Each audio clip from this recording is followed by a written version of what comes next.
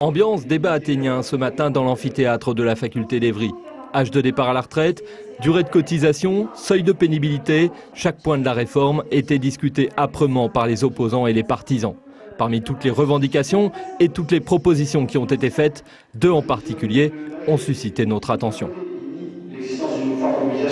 Les étudiants font plusieurs années d'études, ils ont, comme je vous l'ai dit, souvent leur premier emploi à 27 ans. Et bien, toute cette période-là où ils se forment, où ils vont être utiles pour la richesse du pays, et bien que ça soit pris en compte pour pouvoir, comme annuité, pour avoir une retraite à taux plein.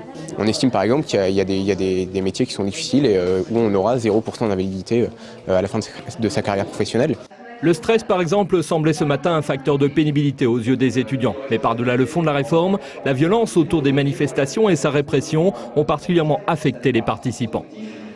C'est grave qu'un lycéen soit blessé, finisse à l'hôpital à cause d'une manifestation, et que je pense que cette escalade de la violence est malheureusement inévitable. On a un gouvernement sourd comme ça. Dans n'importe quel autre pays, on aurait renégocié la réforme, mais là non, on laisse 3 millions de personnes descendre dans la rue à chaque fois.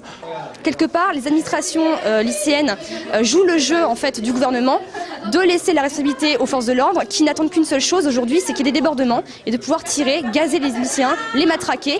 Aucun blocage n'a été voté pour l'instant, mais cet après-midi, une dizaine d'étudiants d'Evry comptaient se rendre à la raffinerie de Grand Puy. Les autres étaient devant le Sénat et ont écrit à Manuel Valls dans l'espoir de se faire entendre.